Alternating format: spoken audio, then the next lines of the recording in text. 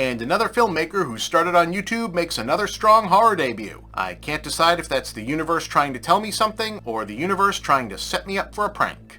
So hey, I guess it was kind of both things, because Funny Prank, the pretentious-ass, we're so artisanal movie company A24, put a copyright claim on the original version of this review because I showed some of the trailers to break up the visual monotony of my big fat face in this video, so now I gotta re-upload this secondary version and ask y'all to please rewatch it and reshare it for now, because if that claim stands on appeal, I won't see a penny of traffic revenue. You'd think a studio that has money to burn on AI slop to promote their cheesy Civil War movie last year wouldn't need to also take income from actual independent creators on YouTube, but whatever, that doesn't affect my previous take on The Backrooms, which is a very good movie by the way, and y'all should go see it, but now more than ever, please support the channel via Ko-fi and or the Movie Bob Patreon, because this kind of thing is probably just gonna keep happening to myself and your other favorite creators, many of whom are in worse straits than I am. Thank you very much, here's the review.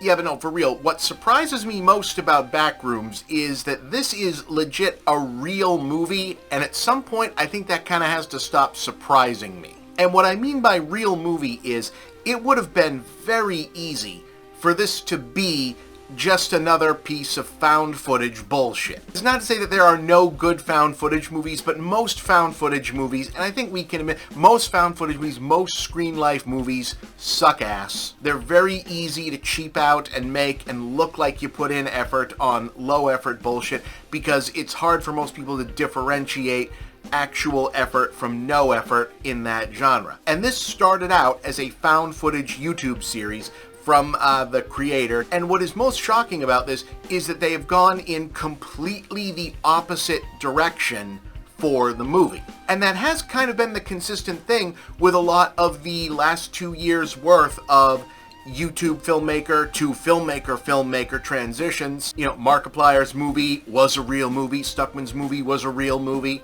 It really seems like a very smart decision on a lot of the YouTuber, quote-unquote, to filmmaker films, where they've gone in right from the get-go and saying, okay, no, we are going to break this stereotype before it even becomes a stereotype and step up and make real stuff, where even if we started what we're doing, in this case, Kane is adapting his series that started out as found footage based on creepypasta memes, but going to go completely in the opposite direction and make real filmmaking, old school, which is not to say that found footage can't be real filmmaking, but you know what I mean. Name actors, strong cinematography. Like, this looks more like a real movie than a lot of other A24 movies. And that feels like a very deliberate choice to show up and say, no, this came to play. And you do not have to know or care that this is based on Gen Z internet shit to get into it. It's probably better if you don't. I have a sneaking suspicion that the, original core fan base for Backrooms, like people who don't need to be told what Backrooms is to go and see this, will actually turn on it a little bit, because it's not a lore dump for the original material itself. You know, this is an adaptation of something that runs in about 5 to 10 minute increments on YouTube and is meant to be stopped and rewound and looked for clues and scan the code and play it backwards, that kind of thing, which is fine. Nothing wrong with that, but this is definitely not that. This is a beginning, middle, and end, 3-act structure, strong horror story in the classical tradition of, what if an unfortunate, scary thing happened to a guy? Wouldn't that be spooky? Told with classical cinematography and mostly 1 to 2 characters at a time walking around being freaked out by scary noises and spooky special effects. So if you're coming into this as one of the original watching people react to scary videos on the internet fans of the original series, waiting to find out more about async and the lore and all of the backgrounds and look for, oh, whose name tag is it? This really isn't that movie. This is a singular, standalone thing about a guy who slips through a wall into a middle-aged dude version of that Twilight Zone episode, A Little Girl Lost, or if you're, closer to like my age, that Simpsons episode that parodied it where Homer was in 3D. This is more on those lines. You can walk into this not having a child to ask what the hell the Backrooms is and still get a totally good movie out of this. So if you've been seeing these posters and hearing your children or grandchildren talk about, ooh, the Backrooms, we gotta see that, I love that, and you're asking, what the motherfuck is the Backrooms and why am I supposed to care? Good news, you don't have to know why you're supposed to care. It's just a really good spooky movie. But for your nullification, the Backrooms originated as a creepy, internet, self-generated, self-aware urban legend inspired by this phenomenon from old video games. You can accidentally make your character fall through the landscape and end up outside of the part you're supposed to be playing in, and it looks kind of creepy when you do because you're not supposed to be outside of that and see the outside parts of a video game. Wouldn't it be spooky if reality wasn't real and you fell through a hole in reality and could see the outline of God's design or whatever? What if reality was actually just a shoebox diorama and you fell out of your diorama? Basically a version of that. If you're a little bit more classically educated, what if you fell outside the Bertolt Brecht play and could see that you were in a Bertolt Brecht play? You didn't think you were going to watch some schmuck's YouTube video today and hear a Bertolt Brecht reference, there you go. And I hope you enjoyed it because I had to do several different takes to properly pronounce Bertolt Brecht with my Boston-ass accent. But anyway, the premise to this movie version, which is a completely new or possibly prequel or alternate time take on the YouTube story that this is all based on, is about Chiwetel Ejiofor. He's playing a furniture store owner in a point in time and location, which I probably shouldn't spoil because people who care about the lore from the YouTube show will probably want to just discover these things for themselves. But this does have a distinct place and time. Seems to matter for some of the symbolism and connections and metaphors that I think that this is dealing with. Because when I saw it, I was, oh, okay, this is where and when this is taking place. Cool, okay, I think I get what this is trying to say, or at least be about. But he's a furniture store owner who has fallen on hard times, and he discovers in the basement of his store overnight basically a hole in the wall that shouldn't be there, and an extra room in his store that seems to go on forever. The literal to the title, the back rooms of his store. Oh, that's why they call it that. Except it might not just be the back rooms to his store, it might be the back rooms to every store, or every other place in the planet.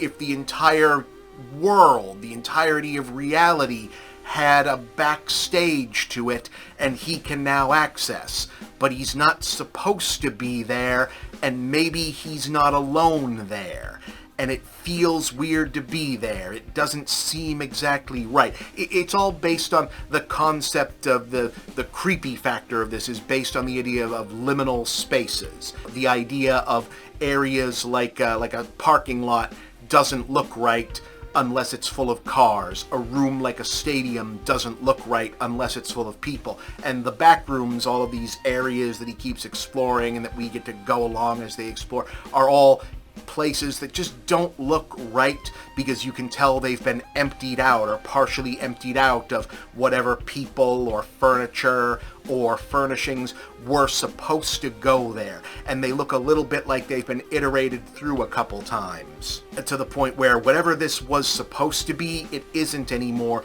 and there's something creepy about that. Like when you walk through an unfurnished building and it just doesn't look like it's supposed to, and that itself is creepy. And it's something that you wouldn't necessarily think you could build an entire feature around. It makes sense that this was a scary urban legend internet thing that was entirely built around still images and found footage, because can you really make, unfurnished buildings are spooky and empty lots are creepy and a little bit sad in a scary way? Can you make that creepy as an image for an entire time? It turns out, you can, if you also layer symbolism and metaphor for what that feeling means and why spaces end up like that and what that says about human psyche and what is happening to people in the world that cause us to feel like that on top of it. And once it clicked in for me, it's like, oh, okay, I see what you're doing on top of that. It gets there.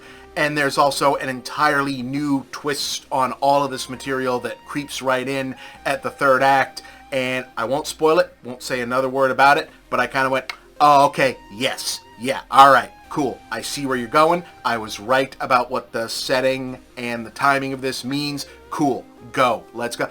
And it really works. And what's interesting is this is more creepy than scary.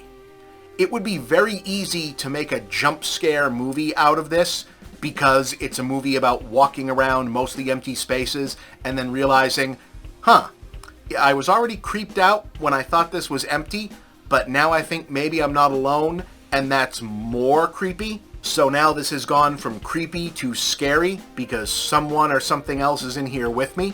But it really is content to be almost a melancholy, eerie, gets under your skin and doesn't want to go away version of itself, much more so than a jump scare monster movie, even though it is a little bit of that, a little bit. Again, I don't want to spoil what the actual eventual, oh, that's what's going on, to the degree that they're willing to tell you that's what's going on version of this movie is. But it's fascinating realizing, going back, I was like, there's not that much horror to this horror. It's a scary movie. I would stop short of saying it's horrifying. I was not necessarily horrified or terrified, but I was frightened and unnerved. But in the overall content and texture of it, the main thing that would separate this from like the average episode of like Goosebumps or Are You Afraid of the Dark is that it's about depressed middle-aged people as opposed to nervous, anxious teenagers. And that is an interesting place to go